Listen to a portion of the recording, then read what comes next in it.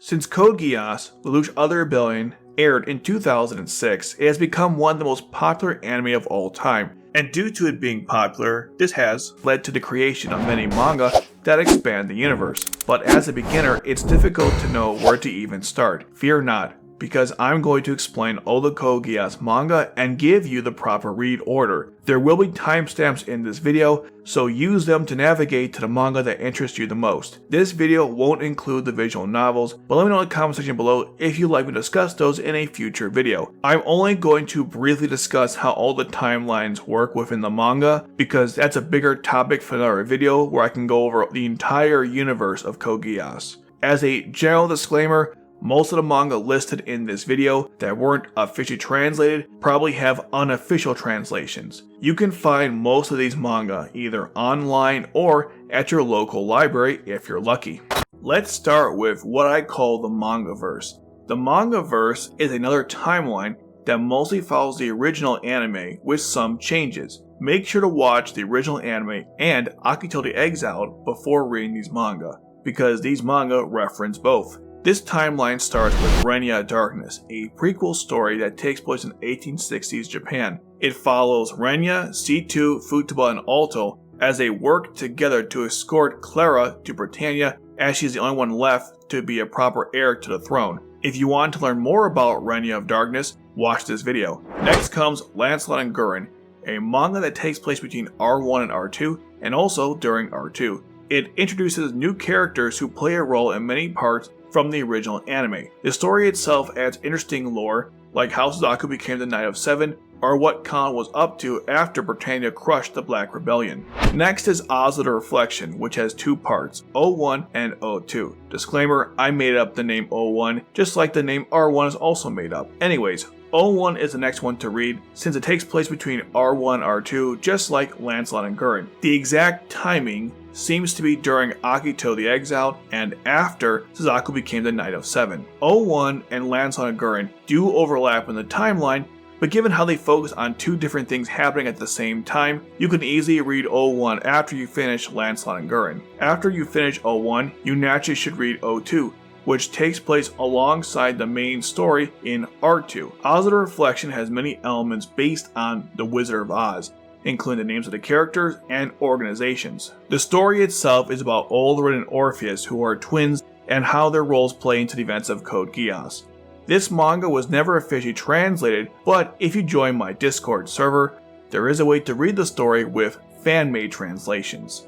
Since Oz of the Reflection follows events that happened during the original anime, with very few changes, I consider it part of the original timeline. And even the parts that are changed in the manga, in my mind, are so inconsequential that I don't see a problem with it being in the original timeline. There is so much more to say about Oz of the Reflection, but that's a video for another time. If you had any questions about R2, specifically things like how did Nelly survive the Flea Warhead, what was Cornelia doing, this manga tries to answer some of those. When you finish Oz of the Reflection, read Lelouch of the Rebellion RE. This manga explains what happened during the early parts of the Zero Requiem and of course shows the Requiem itself. Oz of the Reflection also shows the completion of the Zero Requiem, so there will be some overlap here.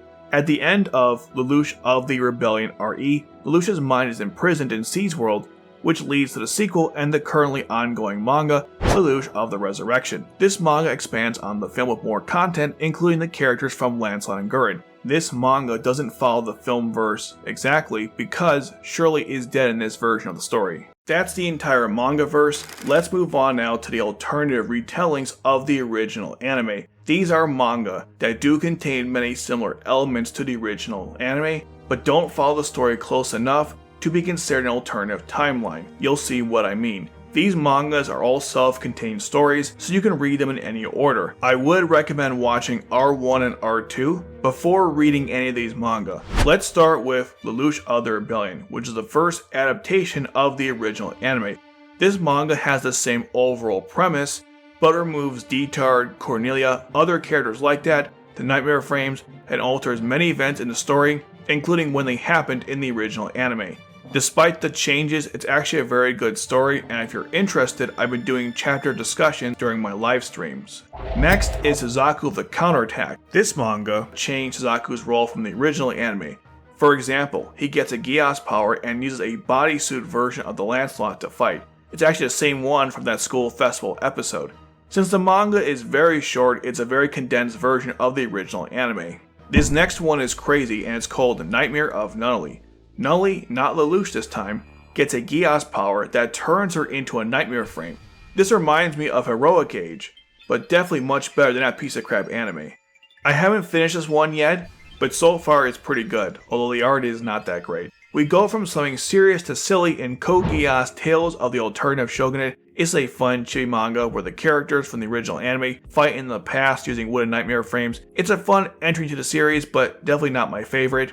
And finally we have Chibi Geass 4 Koma no Lelouch. I have never read this one, so I have nothing to say about it. I'm not even sure where you can read it, and I can't find much information about it. Our last category is imaginary stories. These are manga that use the same characters and setting from Code Geass Lelouch of the Rebellion, but tell completely different stories. These mangas are self-contained stories, so read them in any order you like. I would make sure to first watch R1 and R2. We will start off with Barcode Geass Lelouch of the Sales. In this version, Lelouch works as a part-time shop assistant, but then learns a Britannian opened a store and is taking away his customers. Motivated and influenced by the original story of Code Geass, Lelouch fights back. This one gets quite silly at times, but that's kind of the point. It's not my favorite, but it's still a nice entry into the series. Next one we have is Lelouch of the Shred Guitar, a story about Lelouch playing guitar and starting a band. This one's interesting, but not really my favorite. If you were curious to see Code Geass as a band anime, this might be up your alley. It's cool to see Lelouch playing some guitar though. We then have Lelouch of the Tutor, which might be my favorite Code Geass manga, period. If you ever wanted to know what Code Geass would be like without Geass or war, then check it out. It's quite wholesome, and I really enjoy the interactions in the story that would have never happened in the original series between many characters. The last manga we have to talk about in this category is Code Geass Knight and Code Geass Queen. These manga contain a mix of explaining what happened during certain events in the original anime, and also made up stories as well. Some of these events even parody other genres in anime, like Magical Girls. I can't tell if any of the parts in this manga are actually canon, or over-exaggerated versions of what actually happened, or neither. I'm going to lean towards the idea that some of these events probably happened, but not in the way they are portrayed. But since I don't know it belongs in this category, it is possible that maybe this manga is canon in the original anime. Again, I just don't know. If you are obsessed over the different ships in the fandom, let's just say you won't be disappointed with this one. Despite the sexualized cover, this manga isn't that graphic. There are definitely scenes, but it's not what you think. Expect more comedy than anything else. This manga really surprised me in a good way. Editor Chops here. While making this video, I forgot about the one-shot manga, Code Geass I Am the Garden of Reminiscence. This manga, as its name suggests, is about someone reflecting on their life, that person being C2. She thinks about things beyond her experience with Lelouch, including Writing of Darkness, Akito the Exiled, and Oz of the Reflection. It's short, but a nice summation of C2's life. And based on what C2 thinks about, this manga would also fall under the category of the mangaverse.